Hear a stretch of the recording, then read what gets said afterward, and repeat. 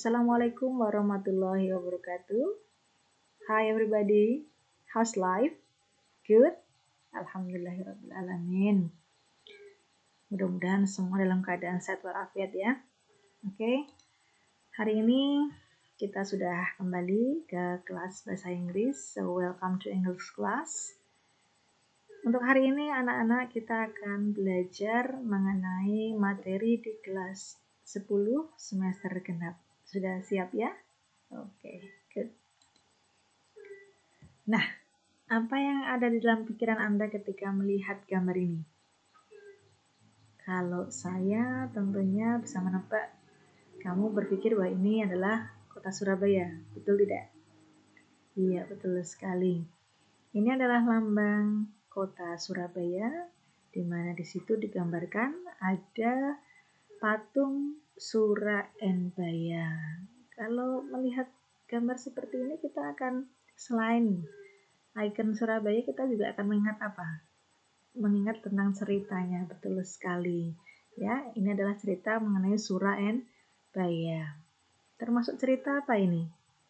Legenda, betul sekali ya. Nah, sekarang kita akan belajar mengenai salah satunya tentang legenda. Oke, check it out.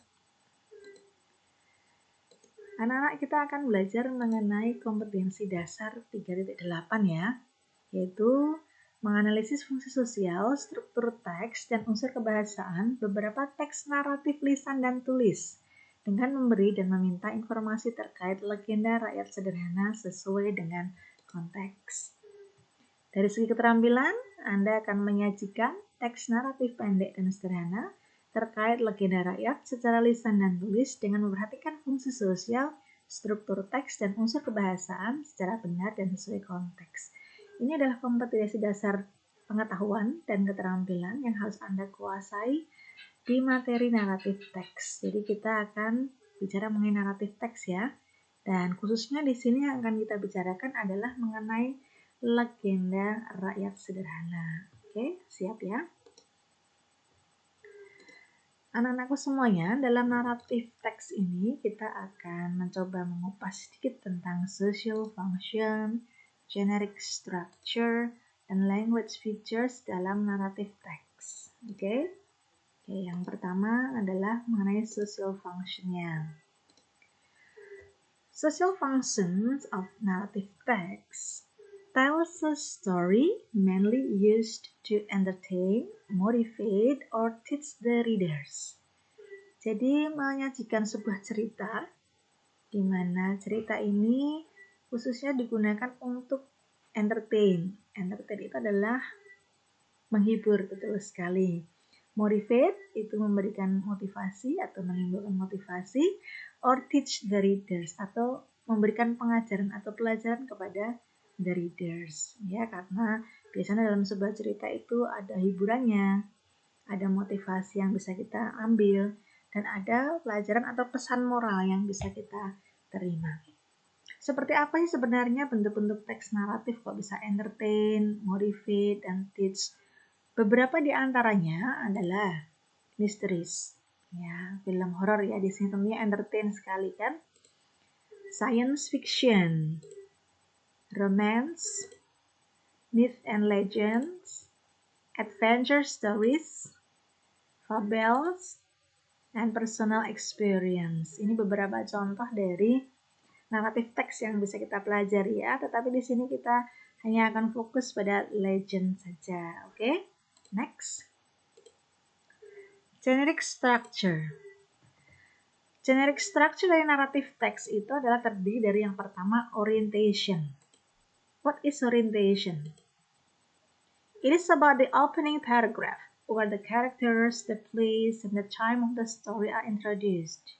Jadi ini adalah pembuka dari sebuah cerita, di mana karakternya, tokoh-tokohnya, the place, tempatnya, the time, waktu dari cerita itu mulai diperkenalkan kepada para penonton maupun pembaca.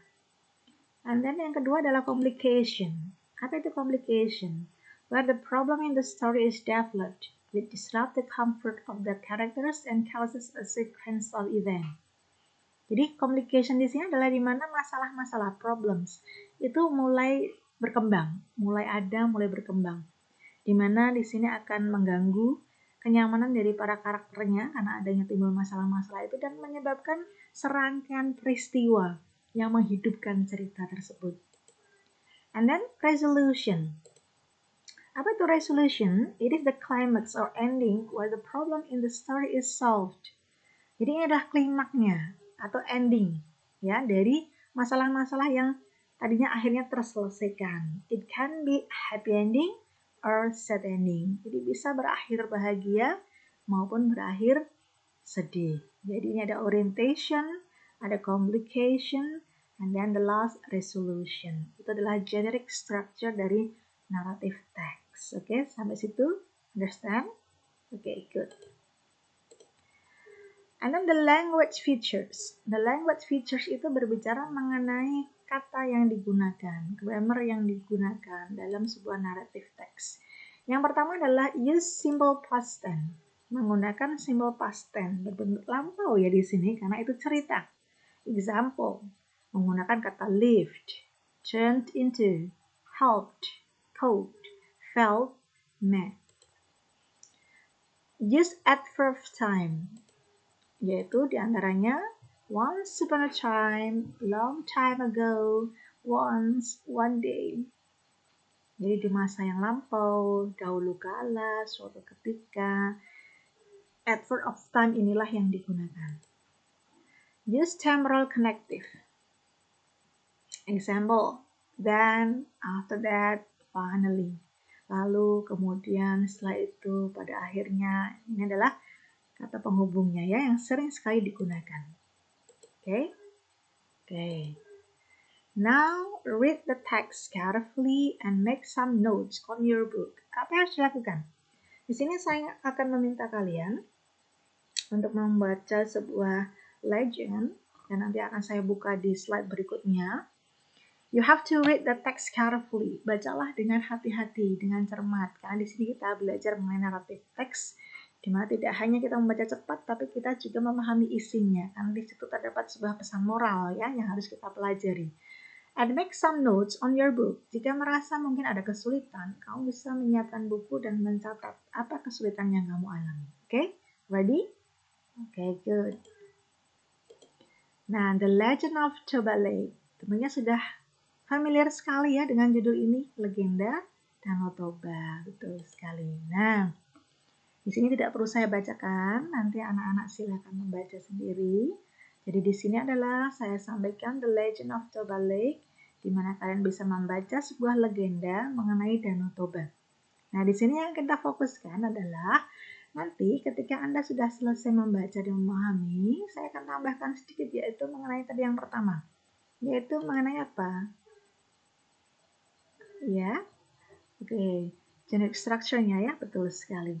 Generic structure yang pertama yaitu mengenai orientation. Jadi di sini ada pengenalan karakter ya, tempat, waktu dan sebagainya.